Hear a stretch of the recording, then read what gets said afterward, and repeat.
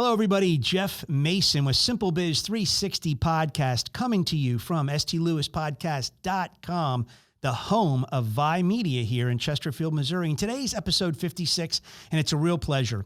Ron Ameln of a St. Louis Small Business Monthly magazine will be interviewing me. So without any further ado, we will let the camera roll. Hello, everyone, and welcome. I'm Ron Ameln from SBM St. Louis. And we are honored today to be speaking with Jeff Mason. He's the founder of SimpleBiz360.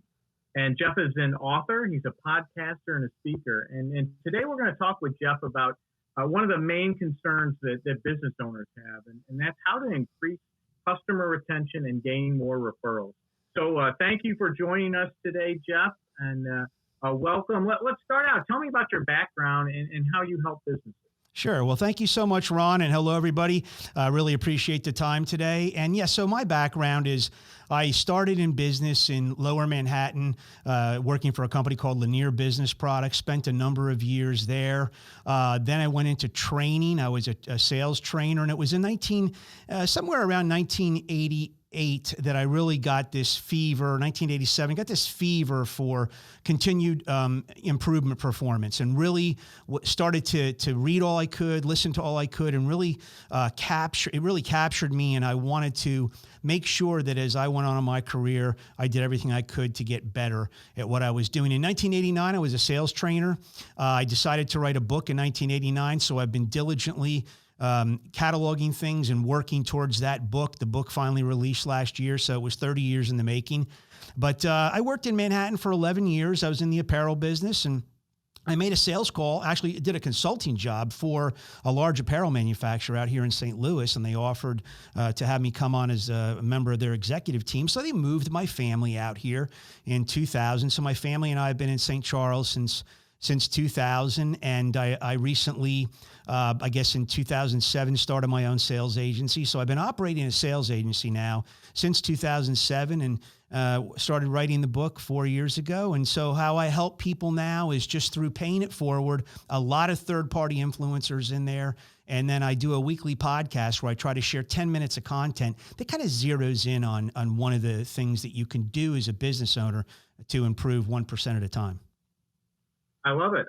So when we think about increasing customer retention and gaining more referrals, what are the top 5 things business owners need to consider or start doing? Yeah, and great question, Ron. So one of the things that I've tried to do is in my venture, tried to boil business down to a simplistic route, if you will, going down to where really the roots meet the ground. And I've kind of equated a lot of this to, I love Dale Carnegie and love how simplistic he always has been. And I really wanted to hone in on that formula of simplicity. And quite honestly, so many of life's remedies are found in the simple. So I think there's 5 easy ways to answer that question. So the first thing would be just like knowing what good behavior looks like and knowing what a good company should look like, you also have to know what a not so good company looks like, or what a company looks like that's making customers unhappy. So I was fortunate in 1988 to read a TARP study that was done in 1985, and it focused on what I now call the silent business killers. And what it said was this: that 26 out of 27 companies who have a bad experience with a company will never tell that company they had a bad experience. Why is that? That consumer just does not expect anything to happen by telling. Now, 91% of those people will never come back to that organization. A good large portion of those affected will go out and tell 9 to 10 colleagues about their bad experience. And then 13% of those malcontents will tell 20 or more people. So we call it the silent business strikes. There's a lot of negative activity focused on companies that don't behave right. So just like, we know what a bad grade is and a good grade and a speed zone and not, going over, staying within the zone, we have to know what can we do to be really good at that, making customers happy. Second thing would be step in their shoes, sit in their chair. I think it's so very important for especially young businesses to understand what the perception is like from the customer vantage point. We live in, unfortunately, what we call customer perception is customer reality world anymore. And fact doesn't always matter. It's how are you being perceived by your customers. That is their benchmark, and that's what causes them to think you're a good experience or you're a bad experience. So I think it's really it's incumbent on us as business owners to make sure we understand what it's like to do business with us through that lens. And I think with that lens, what we really want to try to emphasize is that it's the experience portion of that customer relationship that really becomes the easiest to walk away from, the easiest to hurt you with, and almost the hardest to do. So the third, fourth, and fifth answers to that question, you'll see right over my shoulder here, we have what we call the 3 why challenge, and it's saying yes to respond 100% to 100% of all inquiries, follow up, and follow through. And if you wanted to jumpstart your business tomorrow, anybody, even as you're a sales rep, you're a CEO, you're a doctor, you're a chiropractor, whatever you are, you want to jumpstart it. Tomorrow, go to work and start responding to 100% of inquiries. I don't care how small they are, insignificant. You follow up, meaning you start building an expectation list with that customer of what you're going to do on the follow-up. But the Achilles heel in business, in my opinion, after looking at this so closely, is the follow through. It's making the rubber meet the road. That's where we as business owners, we as professionals, we as providers, we fall on our sword. We just don't do a great job of that. And so that's how I would answer that 5-prong question. And that will help you get more repeat and referral business. I love it. I often think of business a lot, just like weight loss. If I wanted to lose 10 pounds, in order for me to lose 10 pounds, what do I have to do?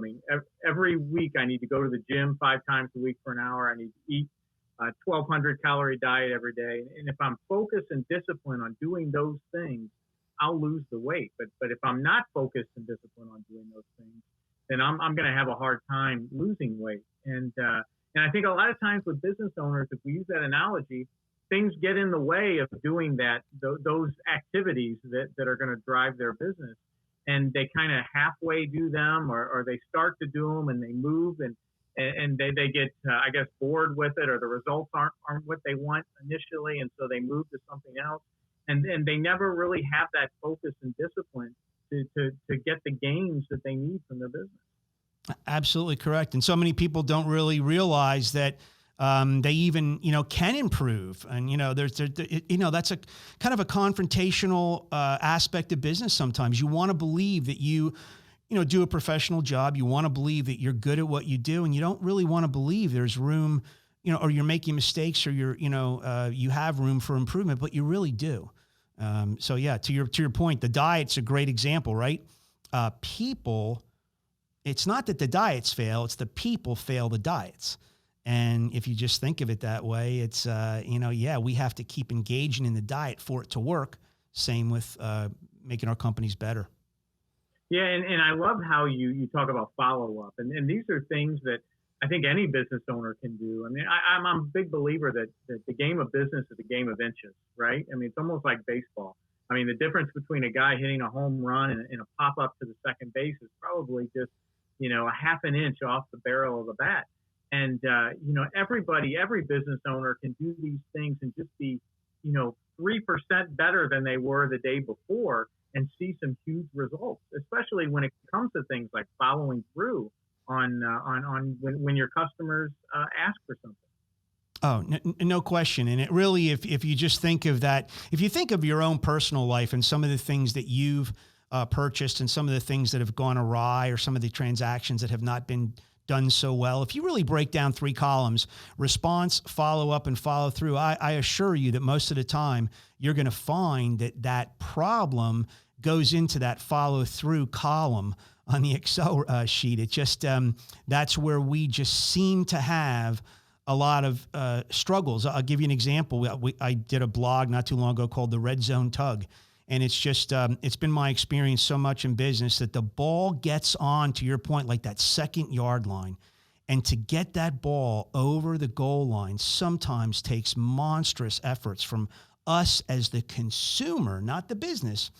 We have to tug and pull and just, yank and call and pester to get that ball across the 2 yards across the goal line. And it's just, that's where if you can do these types of things, Ron, voluntarily, the world opens up to you and customers start to, instead of having silent business strikes where they talk about you negatively, they're talking about you positively and saying, gosh, these guys are on it. I don't have to bug them. They call me in advance. They, exercise all the right disciplines, but they follow through. And, it's so magical and so simple. And I look at those three things right there, quite honestly, as, really dirt, sun, and water to a plant. I really do. That's what you need. That's, if you just wanted to jumpstart your business tomorrow, bingo. And you know what? You're going to knock out a good portion of your competitors too, just by doing that. And, we're all trying, not trying to harm our competitors, but we're trying to win business. And to win business, sometimes the pie's only so big and we have to, eat away at the pie. Yeah. Well, everybody's looking for an edge. I mean, there's no question about it. Let me ask you, you've gone from an executive from a larger company. Now you're out there, you're helping businesses grow, small, mid-sized businesses. What has been most rewarding about that experience, going out there and working and helping these businesses? Yeah, it's the feedback I get. I mean, just some of the positive feedback you get. It's funny, you don't get as much feedback as you would like, and nobody does probably, but the feedback that I get, the quality of it, it really does. It makes your day. Just when you hear one good thing that you were able to help somebody in just one small way, and that's, look, I'm in the twilight of my career. My passion. I don't, I'm not out here I'm not out here to get rich and go out and get famous. I'm out here.